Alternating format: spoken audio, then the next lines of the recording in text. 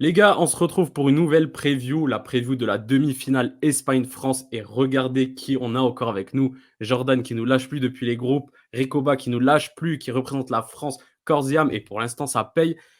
On n'a pas d'intervenant espagnol, dommage, mais bon, il y a Jordan pour remplacer ça, d'origine espagnole, supporter du FC Barcelone. Comment vas-tu, Jordan?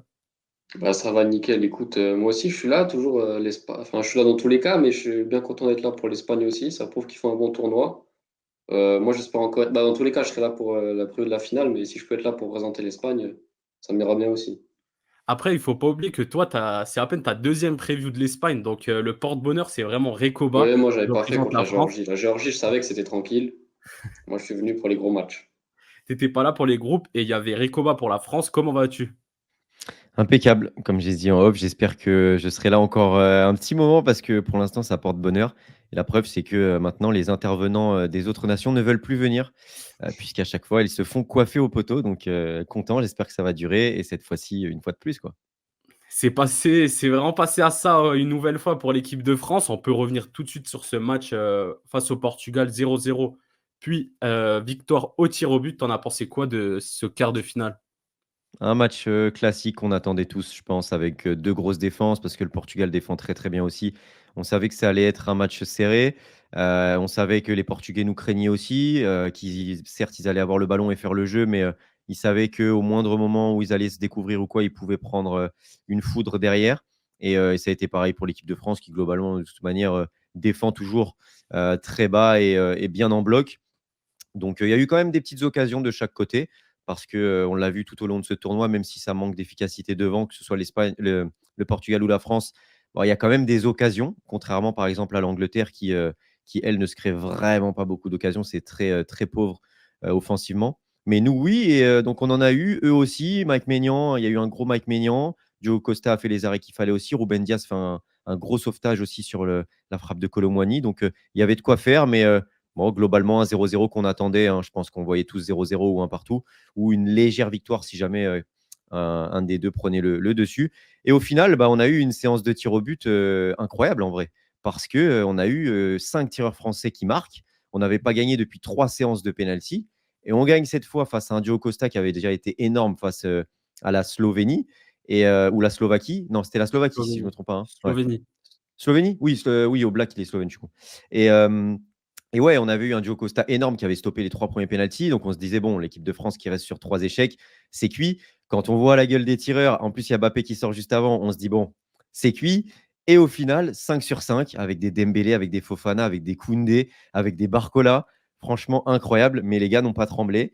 Et au final, est-ce que c'est pas ça, finalement, la clé d'une séance de penalty? Mettre des tireurs qui n'ont jamais tiré, un gardien qui n'a aucune référence. En tout cas, ça a marché pour le coup et ça se trouve que ça a été préparé en amont. Tu l'as vécu toi comment cette, séance de tir au but? Un peu de stress ou ça allait, tu le sentais bien? Parce qu'en vrai, comme tu dis, Diogo Costa sortait de 3 pénaltys arrêtés face à la Slovénie et là, ils envoient des joueurs comme ça.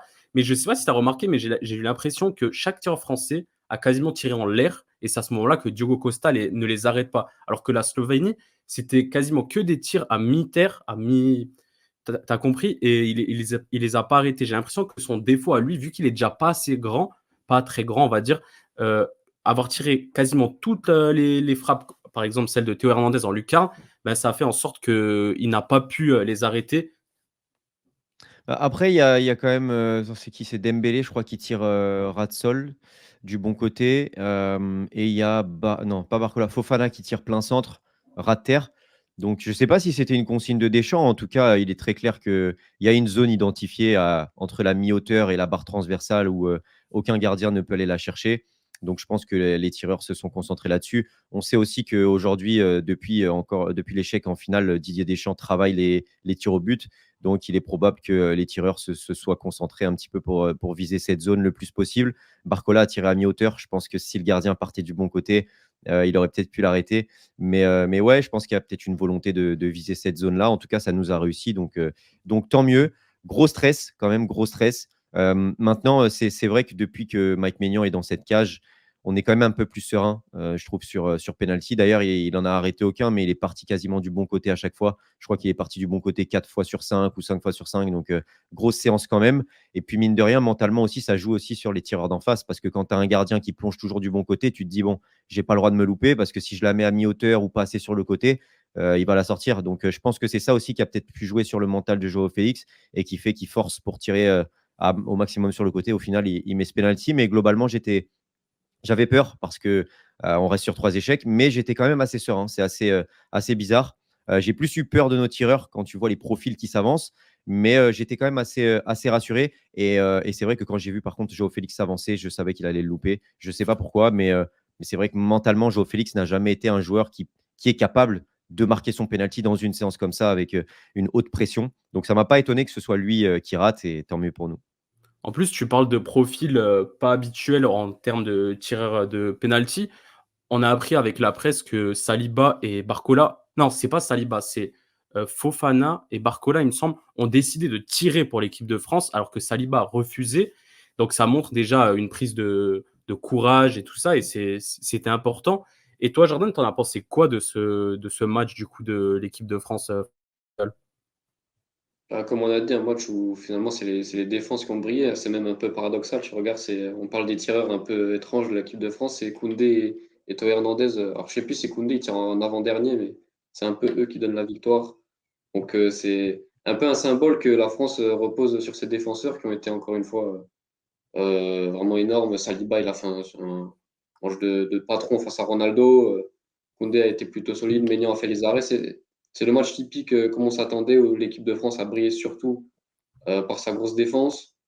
Après, devant, ça a encore été une fois assez compliqué. Mbappé a été assez décevant, assez transparent. Griezmann pas toujours très juste dans le dernier geste.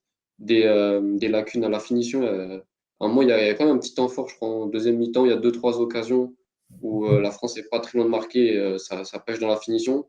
Ce qu'on voit vraiment depuis un peu le début de l'Euro. Donc c'est le match classique équipe de France où finalement ils s'en sortent avec le Portugal, où finalement je ne sais pas s'ils ont joué avec la peur ou un peu le frein à main. Ils auraient pu, je sais pas, ils ne se sont pas livrés non plus. On a l'impression que les deux équipes à un moment ils se sont dit bon, on va se la jouer au tir au but. On est à peu près, surtout que le Portugal est peut-être en confiance vu que Diogo Costa les avait arrêtés contre la Slovénie. Donc un match classique équipe de France où finalement je sais pas comment tu ressors de ce match. Est-ce que tu ressors plus confiant que sur le reste du tournoi? Tu te dis que ta défense est ultra solide et ça bouge pas. Par contre, tu as encore des doutes sur la partie offensive, je pense. Bah, je rectifie juste, c'était Koundé et Barcola qui n'avaient jamais tiré de penalty et qui ont Mm. décidé d'eux-mêmes de s'élancer pour les tirer. Et c'est Saliba qui a refusé de tirer parce que j'avais vu comme quoi il avait loupé dans un tournoi mineur quand il était plus petit. Et c'était un genre de petit traumatisme. On va passer du coup au match de l'Espagne. Victoire 2-1, in extremis, hein, 119e minute, but de Mikel Merino. Jordan, t'en as pensé quoi? Tu m'as dit en off, ah, il y a des choses vraiment, il y a énormément de choses à rectifier dans cette équipe. T'en as pensé quoi? Bah, je sais pas. Moi, j'ai regardé le match. Je sais pas si je peux dire que j'étais déçu de l'Espagne. Après, l'adversité est enfin forte. On avait dit avant que c'était un peu la finale avant l'heure. Donc, bon, forcément, on n'allait pas voir une Espagne ultra dominante comme en poule ou face à la Géorgie. J'ai vu une Espagne un peu différente, toujours ce pressing par moment, mais je les ai vus, ils ont joué à la fin, ils n'ont pas la possession.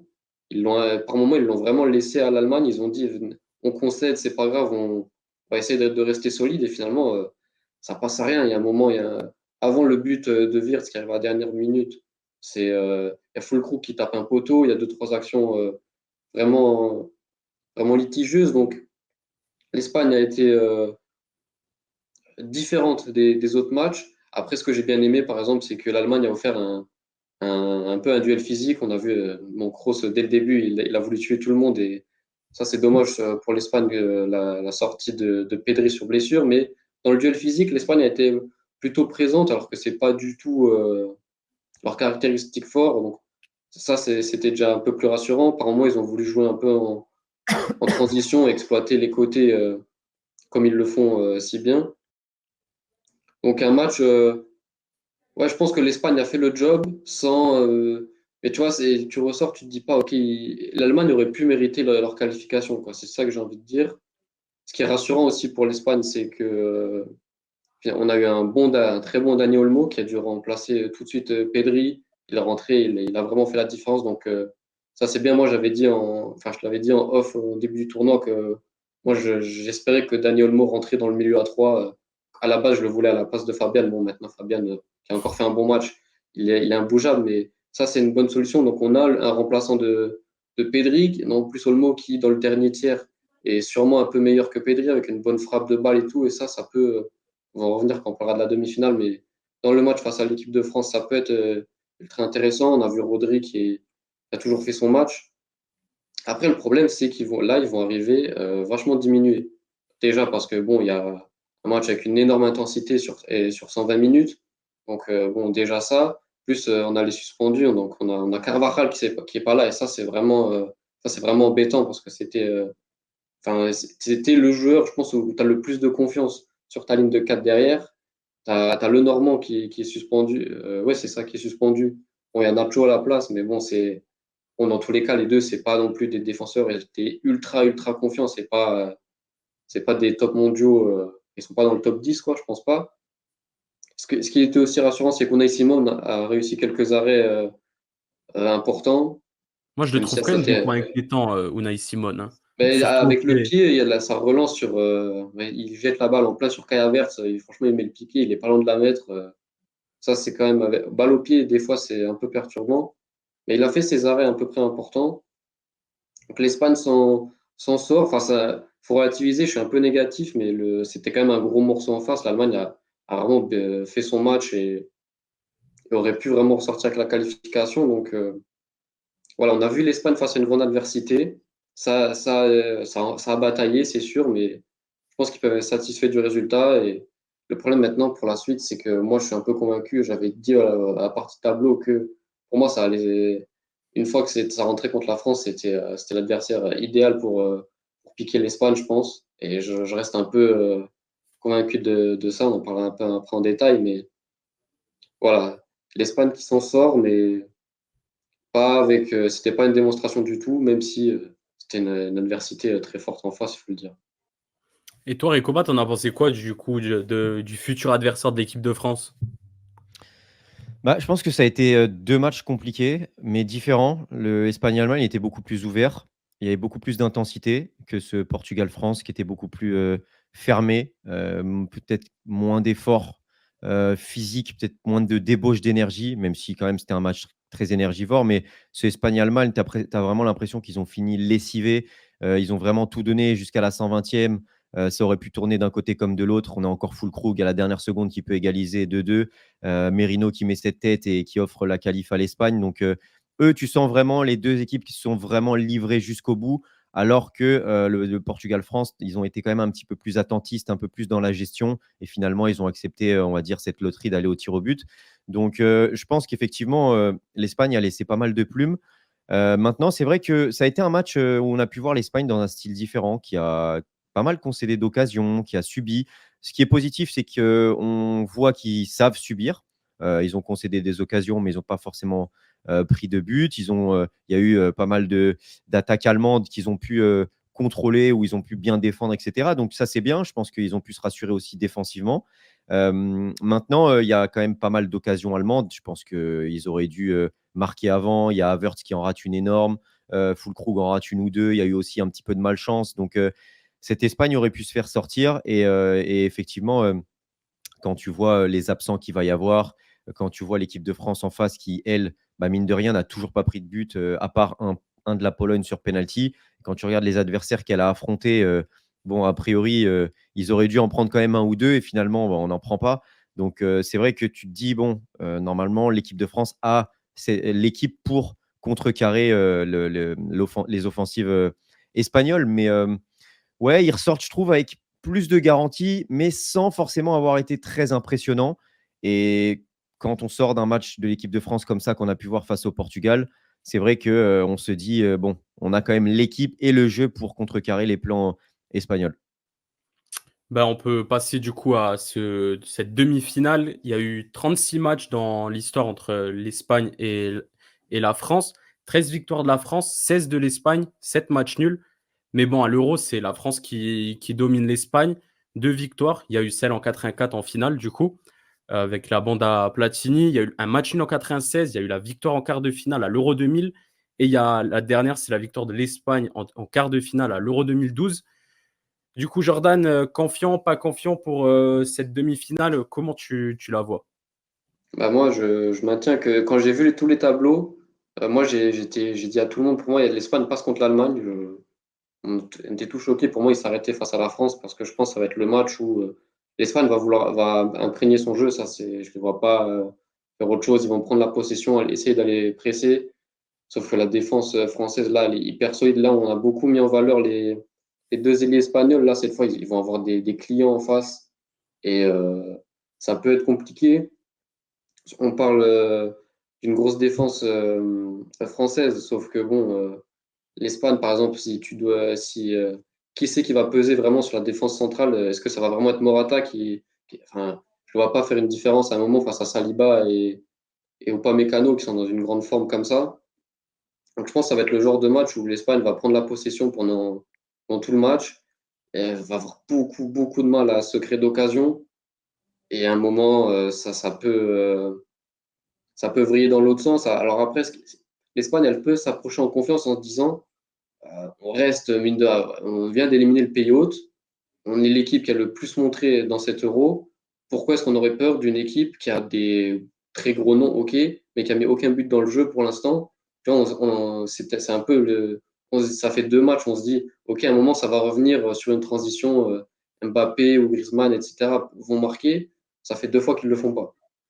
Donc l'Espagne, avec cette confiance, ils peuvent se dire pourquoi est-ce que là maintenant ils devraient se réveiller et nous mettre les buts, sachant que bon cette fois-ci, tu vois, un joueur comme Mbappé, il n'a pas envie de prendre de la profondeur, on a l'impression qu'il est un peu en difficulté. Là, cette fois-ci, il va se taper Jesus Navas, j'imagine qu'il va du coup remplacer Carvajal sur le côté. Bon, Jesus Navas, moi j'aime bien, super légende de Séville, mais bon, le frérot, il a 35 ans, va falloir faire une prise à 2, à 3 sur le côté, sachant que si Théo, à un moment, il arrive à monter aussi, ça va être très compliqué. Donc je pense que ça va être ça, ça va être un match un peu plus fermé que les autres, où l'Espagne va prendre le jeu à son compte, essayer de trouver des situations et un peu se casser les dents sur la défense de la France parce qu'elle est beaucoup trop solide et ça peut être un match qui va durer, un moment où la France va réussir à marquer enfin son premier but dans le jeu, remporter le match 1-0, ou même ils peuvent essayer comme face au Portugal, essayer de durer jusqu'au penalty. Au penalty, on sait que Unai Simon, je crois, à l'Euro, au dernier Euro et à la Coupe du Monde, il est pas mauvais. Par contre, les tireurs espagnols, je me souviens, bon, je crois que c'est plus exactement les mêmes qu'en 2022, mais c'était vraiment une catastrophe.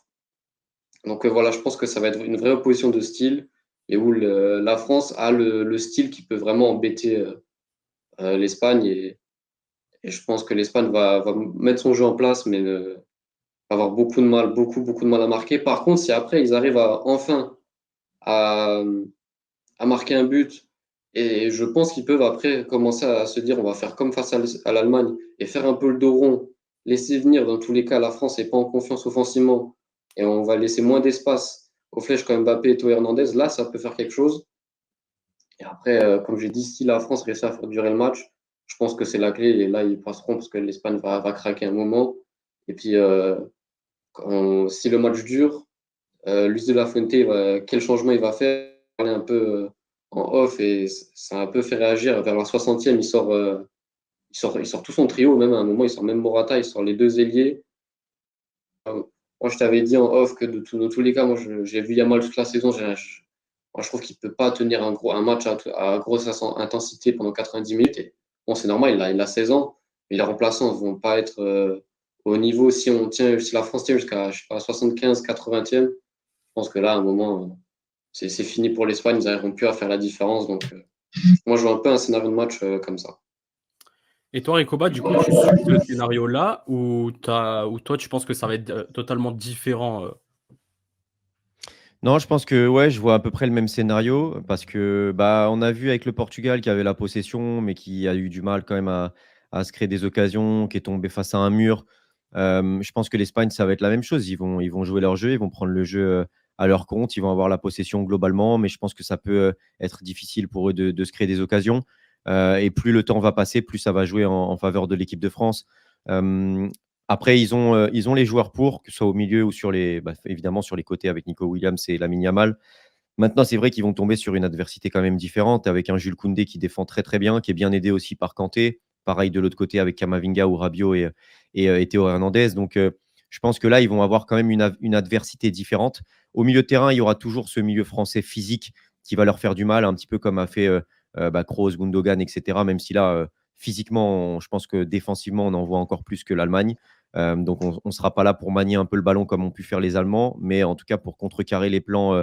On sait, Ruiz, c'est pas le joueur le plus fort dans les duels. Quand il y a quelqu'un qui vient lui mettre un peu des taquets et qui est là physiquement, c'est compliqué pour Ruiz. Ça peut l'être aussi pour Rodri, qui avait eu du mal lors de ce Manchester City-Real Madrid. Je me souviens le gros pressing qu'il avait subi avec Kamavinga, notamment avec Kroos, qui avait fait un gros pressing sur lui et où il avait eu du mal à ressortir. Il y a eu beaucoup de déchets techniques. Donc, j'attends de voir un peu ce que va donner Rodri, parce que Rodri, c'est souvent le conditionneur de cette équipe d'Espagne. Quand ça va, ça va. Quand ça va pas, bah, toute l'équipe ne va pas. Donc, j'ai hâte de voir un peu ce qu'on va faire sur Rodri, parce que je pense que Deschamps l'a un petit peu en tête tout ça.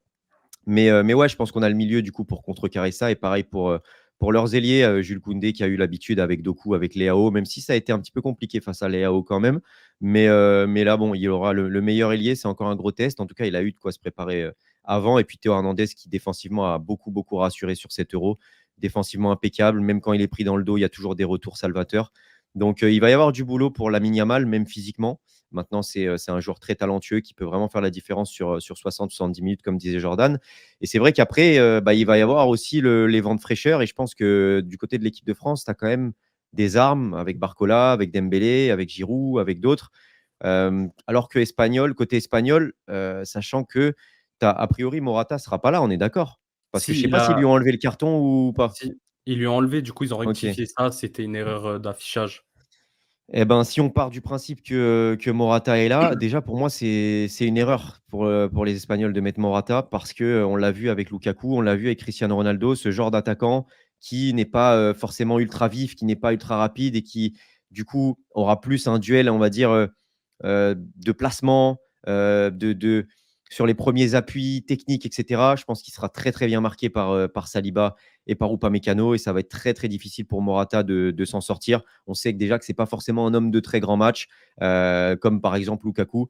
Donc, je pense que ça peut être très compliqué pour Morata, qui va rester dans ce marquage-là, alors que par exemple, un Dani Olmo en faux neuf, je trouve, serait comment dire, mieux pour les Espagnols, parce qu'il se sortirait du marquage, il participerait au jeu, il viendrait jouer entre les lignes.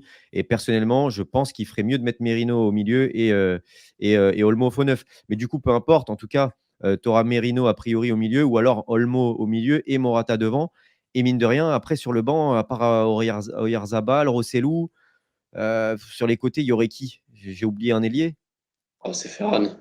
Ferran Torres. Ouais, Ferran Ferran, Torres. Donc Ayoub voilà, quoi, Perez. c'est assez pauvre, je trouve, pour aller faire la différence face à cette équipe de France-là.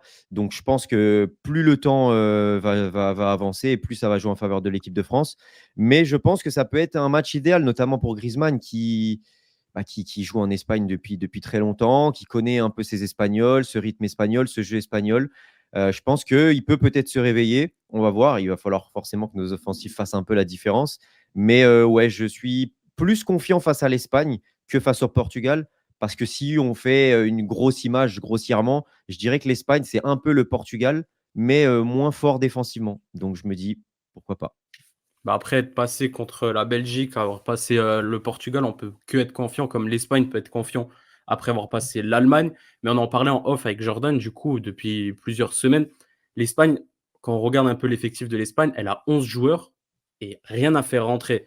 Tu leur enlèves 3 joueurs titulaires, bah, en fait, il t'en reste très peu, et comme tu parlais des changements, bah, c'est pas un Ferran Torres ou un Ayos Pérez qui va faire la différence, et du coup, c'est ce qui va nous amener à un pronostic. Jordan, en tant qu'Espagnol, est-ce que tu vas jouer sur le prono du cœur ou le prono de la raison? À toi de me dire. Oh, là, je reste sur la raison. Moi, j'ai vu direct le tableau. J'ai su que c'était France-Espagne en demi-finale. Et je sais pas, depuis le début, je sens que ce sera là la fin de l'Espagne, qui pourra être, mine de rien, contente de son tournoi, qui sera, mine de rien, je pense qu'on pourra aller jusqu'au bout. On dira que l'Espagne aurait été collectivement la meilleure équipe dans tous les cas. Et moi, je reste convaincu que c'est une équipe encore jeune et qui dans tous les cas, n'est pas vraiment calibrée, je trouve, pour la victoire finale. Il y a encore quelques manques par-ci par-là, on n'a pas assez de remplaçants. Donc, je pense qu'ils seront quand même satisfaits de son tournoi et je pense qu'ils vont quand même ils vont lutter contre la France. Ils vont faire un bon match dans tous les cas. Donc, moi, je vois une victoire 1-0 de la France, quelque chose comme ça. Pas non plus un score 1-0 comme ça, parce qu'ils ont mis aucun but dans le jeu. Ils vont enfin mettre le premier. Il faut pas déconner non plus. Est-ce qu'ils vont pouvoir en mettre deux d'un coup? Attention. Hein. Ouais, 1-0, quelque chose comme ça. 1-0 du coup pour Jordan, pour l'équipe de France. Si toi, tu n'y crois pas, qui va croire en cette Roja, Jordan? Là, mais je pense qu'en Espagne, ils y croient. Hein. Et en vrai, ça reste la meilleure équipe du tournoi pour l'instant. Donc, ils doivent y croire. Tu vois, c'est assez paradoxal de dire on est que la France serait plus confiante contre l'Espagne que contre le Portugal, parce que pour moi, il y avait quand même une classe d'écart entre les deux équipes, tu vois, entre le Portugal et l'Espagne. C'est juste une question de profil d'équipe. Tactiquement, c'est l'équipe qui va le plus embêter l'Espagne voilà, il y a contre des équipes vraiment costauds, il y a trop de mal à marquer. Ils ont pas de tueurs non plus devant. Et face à une défense aussi solide, c'est exactement l'arme qui compte l'Espagne. Donc, c'est dommage pour eux. En fait, c'est le tableau, quoi. C'est le tableau. Si la France avait fini première, elle aurait fini de l'autre partie du tableau. Là, elle aurait peut-être joué l'Angleterre. Tu vois, ça tout changé un peu pour l'Espagne dans ce cas-là. Et une fois que tu arrives en finale, je sais pas, contre l'Angleterre, je trouvais que c'était un peu plus jouable. Donc, bon, voilà. 1-0 du coup pour l'Espagne. Est-ce que tu suis son avis, Recoba, et est-ce que surtout il y aura enfin un but dans le jeu? Oui, j'espère, mais je pense parce que on a affronté quand même de bonnes défenses. Même la Belgique a bien défendu, mine de rien, alors que pour autant, voilà, c'est pas la meilleure défense du tournoi. Mais oui, je pense. Je pense parce que sincèrement, je pense que le côté droit, Jesus Navas, Nacho, je pense que ça va leur être très, très préjudiciable avec Kylian, avec peu importe Barcola, si on décide de mettre Mbappé en pointe, même de l'autre côté. Tu n'as vraiment pas un quatuor défensif hyper serein, même si Cucurella fait un bon Euro. Laporte fait un bon Euro aussi, mais ça reste Aymeric Laporte. Tu as aussi, mine de rien, un avantage dans les duels aériens. Alors, est-ce que ce sera Marcus Thuram ou peut-être on peut rêver Olivier Giroud, mais tu as un déficit de taille aussi côté espagnol en défense. Donc, ouais, je pense qu'on mettra un but dans le jeu. Est-ce que l'Espagne marquera plus que nous? Ça, je ne pense pas. Peut-être qu'il y aura une petite victoire 2-1 des Français. Mais c'est vrai que je pense qu'il y a qu'un mur en fait qui peut battre cette équipe d'Espagne qui joue très bien. Et le plus gros mur dans cette compétition, c'est la France. C'est l'équipe. C'est pour ça que je parais peut-être arrogant, comme si je réduisais l'Espagne, mais c'est juste que je trouve vraiment que l'équipe de France a l'équipe type pour battre cette équipe d'Espagne et pour faire déjouer cette équipe d'Espagne, tout simplement. Donc après, comme j'ai dit, le temps va jouer pour nous. Les changements, tu as beaucoup plus de sang frais et de joueurs pertinents côté français et qui peuvent vraiment apporter quelque chose. On l'a vu déjà avec Dembélé sur le dernier match, même avec Barcola. Tu as d'autres profils. Et puis, comme on dit, voilà, dominer n'est pas gagné. Avoir le plus beau jeu n'est pas gagné. Et puis l'équipe de France, c'est un peu, on va pas dire le Real Madrid non plus, mais ces dernières années, c'est vrai que l'équipe de France, au final, elle peut mal jouer, elle peut être dominée, elle finit toujours par gagner. C'est très, très difficile de sortir cette équipe. On est sorti contre la Suisse au penalty, l'Argentine nous bat au penalty. Quand on perd en finale, c'est en prolongation. Donc c'est vrai que c'est pas évident de battre cette équipe. Et mine de rien, ça rentre aussi mentalement dans les têtes des adversaires, forcément. On l'a vu avec les Belges qui ont abdiqué. Hein. À la fin du match, ils se sont dit bon, bah voilà, on a perdu. Bon, c'est une fois de plus contre l'équipe de France. Et puis voilà. Donc je vais dire petite victoire équipe de France, 1-0 ou 2-1. Je pense que ça va être un beau match, peut-être plus ouvert qu'on ne le pense. Et je dirais que ouais, au final, on passe. C'est vrai que cette petite comparaison avec le Real en club, moi j'y crois fortement que la France, c'est le Real Madrid, des nations, et du coup, moi, je vais un peu partir comme vous, mais je vais être un peu plus, je sais pas si c'est un peu plus fou, mais moi, j'irais bien 2-0 pour l'équipe de France. Je pense vraiment, ce déficit, défensif de l'Espagne, ça va leur jouer des tours, et en plus de ça, pour, le Portugal-France, j'avais dit tir au but et après vous vous débrouillez. Tir au but. C'était tir au but, hein, le dernier prono. C'est vrai. Je me suis pas mouillé, mais bon, j'avais dit que Ronaldo devait marquer il a marqué. Et après, voilà, c'était mon prono. Moi, je vais partir sur 2-0 et je pense que Mbappé va se relancer. Parce que ça fait trop de fois qu'on voit les unes de l'équipe. Mbappé va se relancer, va se relancer, va se lancer, il va se relancer. Mais bon, au bout d'un moment, il faut qu'il se réveille. Mais je pense vraiment que ça va être le match parfait pour lui. En plus, c'est des joueurs qu'il rencontrera en championnat. Le Normand a signé à l'Atlético. Navas, s'il joue encore, il sera là. Donc, je pense que ça va être le match idéal pour lui. Et voilà, du coup, moi, c'est 2-0. Recoba, c'est soit 2-1, soit 1-0. Jordan, c'est 1-0. On voit tous l'équipe de France passer. Recoba, on se voit pour la finale. Bah écoute, j'espère que ça nous portera pas la poisse d'avoir tous le même prono et d'être aussi peut-être serein. Mais ouais, comme on l'a dit, il y a pas mal d'arguments en faveur de l'équipe de France. Donc j'espère qu'on se retrouvera pour la finale. Ouais. Comme ça, tu auras fait toutes les previews. Et toi, Jordan, ben, dans tous les cas, que l'Espagne Dans tous les perde cas, ou je serai là, gagne. on verra sur quelle finale. Mais c'est vrai, comme l'a dit Jordan, l'équipe d'Espagne aura fait quand même un bel Euro dans tous les cas. Elle aura proposé du jeu. Elle a quand même de très très jeunes joueurs. On est reparti sur un nouveau cycle. On ne les attendait pas dans les favoris non plus. On avait dit que cette équipe d'Espagne était là, avait les joueurs, mais les favoris de base, les trois gros favoris, ça reste quand même, voire même quatre, ça reste l'Angleterre, la France. Et puis derrière, tu peux dire, allez, l'Allemagne, parce qu'il y a quand même une sacrée équipe et ils sont chez eux. Et puis, tu avais le Portugal qui a peut-être le meilleur effectif de cet Euro. Donc, tu avais les 3-4 gros étaient là. Et puis après, en embuscade, tu avais l'Espagne qui était juste derrière. Mais c'était pas forcément un favori annoncé. Donc, c'est déjà un très, très bel Euro s'ils sortent en demi. Mine de Faut rien, il y être a beaucoup. confiant pour 2026, du coup. Parce Mm. que l'équipe est ultra jeune. 2026, on espère que des joueurs comme Gavi, et cette fois, il sera là. Si Koubarsi devient le petit crack qu'on annonce, bah, ils auront enfin le crack en défense centrale. Peut-être que d'ici là, il y aura, je sais pas, un neuf de qualité un peu supérieur à Morata qui vient. Eux, ils pourraient être vraiment très confiants pour 2026 et encore, même toutes les années à venir, parce que l'équipe elle est tellement jeune. Yamal, on parle de 2026, Yamal, il aura à peine 18 ans. C'est une Ouais, folie. ouais, c'est vrai. Bah, mine de rien, il y aura beaucoup de nations qui sont déjà projetées pour la Coupe du Monde 2026. Ben, vous avez éliminé l'Allemagne. L'Allemagne aussi, en soi, elle sort d'une bonne compétition, on va dire. Elle pourra se projeter plus facilement pour cette Coupe du Monde. La Turquie aussi, la Turquie qui est sortie, avec cette jeunesse-là, elle pourra énormément se projeter à cette compétition. Et l'Espagne, oui, ça va être... si le Real, le Barça, l'Atlético sortent des petits joueurs comme ça, je pense que tout le milieu va changer. Zubeldia aussi, il va venir sur de la Sociedad, tous ces petits joueurs-là qui pourront performer en sélection. Et du coup, les gars, la vidéo touche à sa fin. Nous, on se retrouve, comme je l'ai dit, pour la finale, en espérant te revoir, Recoba, pour une ultime preview. Mm. Ouais, j'espère vraiment. Ouais. Du coup, les gars, ciao. Ciao. It's not a game, it's a rich thing.